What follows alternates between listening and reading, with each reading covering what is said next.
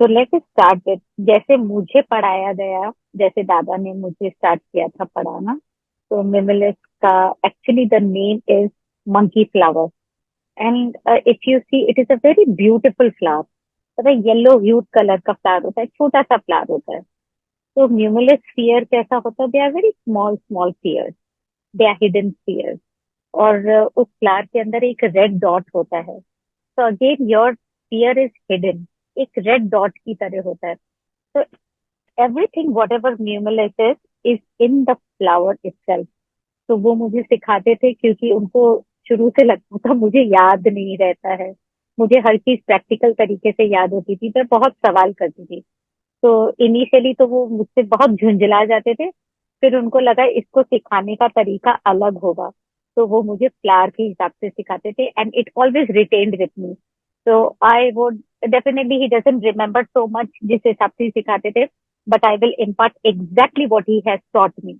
So this is from the flower side, so that you remember what is Mimulus with its flower. Now let's directly go to the difference between larch and Mimulus. आपको एक अंदर की बात बताती हूँ। दादा अक्सर larch और मिमुलस इन कंजक्शन देते हैं। वो ध्यान रखते हैं कि आपको ये सुसाइडल वाला पेशेंट नहीं है, तो लार्च और मिमुलस वो मिला के देते हैं। ये मुझे पता है, वो बोले नहीं बोले, मैं आप तक पहुंचा पहुंचा रही हूँ ये चीज। But there is a very minute difference between mimulus and larch, and that is when the sufferer is short of self-confidence. Just see the words, when they are short of self-confidence, but they do not possess any genuine nervousness. तो ये तो हो गया larch, ठीक है, क्योंकि nervousness नहीं है, फियर नहीं है। But if the sufferer possesses fear of anything particular, like the thing है या कोई भी चीज है, but they are convinced of their own capability, then it is minimalist. ये बहुत छोटा सा डिफरेंस है, जो कि पेशेंट भी नहीं बता पाएगा। आप उससे पूछेंगे तो वो बोलेगा बस मुझे डर है, या वो बोलेगा मुझे कॉन्फिडेंस नहीं है। आप उसको देखिए, कॉन्फिडेंस नहीं है क्योंकि शायद डर है, और डर है तो कॉन्फिडेंस नहीं है। तो generally he gives this as a combination. Large और मेमोरस वो अक्सर कॉम्बिनेशन में देते हैं। मैंने कहा अक्सर, not every time. Is the patient is not of suicidal nature, पहले कभी ट्राई नहीं किया हुआ होना चाहिए सुसाइड। तो we know then it is everyday fear, anxiety, public fear, fear of darkness, fear of facing any damn thing. It is like fear, fear, fear, fear of nervousness. But वो होता क्या है, inside a person there is a fright of being judged. वो डर है, it is fright of being जज, जिसकी वजह से इंडिविजुअल बिकम्स वेरी डिसअपॉइंटेड। अंदर ही अंदर उससे ना डिसअपॉइंट होता है, अनहैप्पी होता है। And it further provokes a person in countering की वो इंडिविजुअल जो होगा डिसअपॉइंट होगा, अनहैप्पी होगा, तो उस चीज को वो कंसील करने की कोशिश करेगा। They will try to conceal, and the moment they try to conceal, इंसान का एनर्जी लेवल डाउन जाता है। तो उसको एक है ना, एक सीढ़ियों की तरह सोचिए। ऐसे हो रहा है तो ऐसे होगा, अनहैप्पी हुआ, डिसअपॉइंट हुआ, तो उस कंडीशन को छुपाने की सबसे पहला चीज होता है, they try to conceal, they try to hide from others. क्यों? क्योंकि बिकॉज ऑफ द फेलियर। और फिर वो कैसा होता है, एनर्जी लेवल डाउन होने लगता है। एनर्जी लेवल डाउन होने लगेगा, धीरे धीरे धीरे धीरे डिप्रेशन मोड में, despondency mode, despair mode, and finally they go to into depression mode. तो जब हम लूजली आजकल के बच्चे बोलते हैं ना डिप्रेशन मोड में, it is, don't use such heavy word for such heavy heavy word इतनी छोटी सी चीज के लिए कि ये डिप्रेशन मोड में चला जाए। Person never goes into depression mode like this. And half of the time when you try to talk to the patients, they are either in a despair mode or in a despondency mode. It is a chronic situation which leads them to there. जब कब होता है, जब वो हकलाने लगेंगे, या उनको बात करना नहीं है, उनको अकेले रहना है। तो हियर द म्यूमुलस रेमेडी। अब इसका काम होता क्या है म्यूमुलस का? इट ब्रिंग्स अबाउट करेज। बोलते हैं ना कि it brings like, it fuses courage in an individual and helps a person to get his mind and the body in control. ये दोनों चीजें जब आपके कंट्रोल में आएंगी और आपके अंदर करेज भरने लगेगा, डेफिनेटली वो फियर चले जाएंगे। And I have always said this thing in my talks and even with many mothers. जब वो अपने आप से पिंड छुड़ाना चाहती है ना बच्चों का, तब बोलती है कि ये फटाफट खा लो, नहीं तो मैं विक्रम और वेताल वाले वेताल को बुलाती हूँ। ये फटाफट खा लो, नहीं तो वो देखो सोसाइटी के नीचे वॉचमैन खड़ा है ना, वो आके तुमको लेकर जाएगा।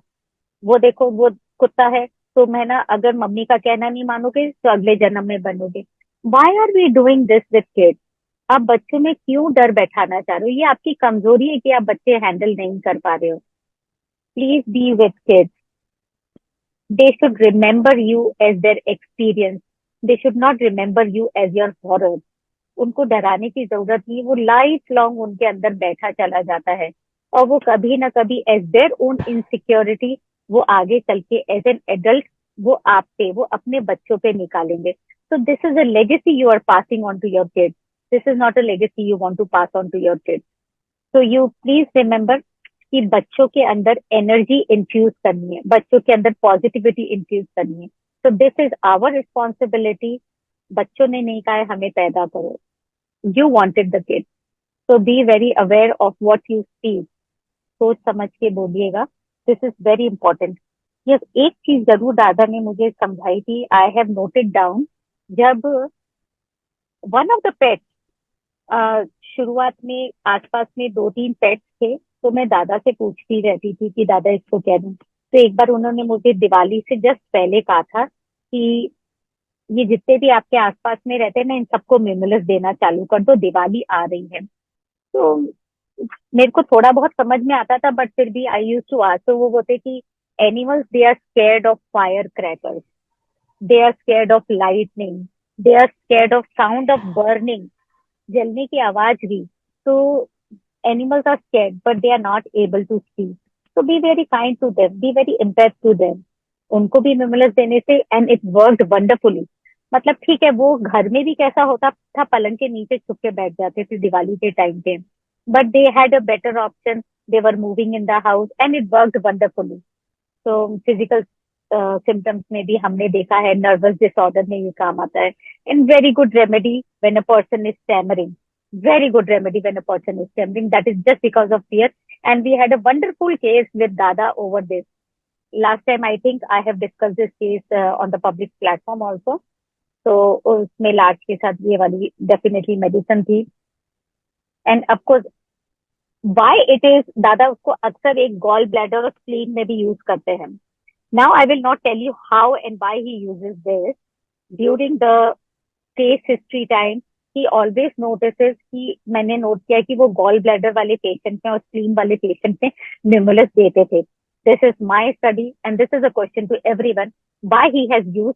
वो जवाब खुद देंगे पब्लिक प्लेटफॉर्म पर, लेकिन मैं ये कहना चाहती हूँ आप सोच के बताइए why he uses mimulus in gall bladder patients and spleen, जिसमें हमें पता है ये फिजिकल वर्ल्ड में, ये फिजिकल सिम्टम्स में डायरेक्ट काम नहीं करता है, but he goes to the physical symptoms through mind symptoms. So if anybody can answer that, we would be grateful. We will be very happy. So these are, and he uses this a lot of times after surgery. Mimulus, he uses a lot of time after surgery as his shocking pills also. So this is all from my side.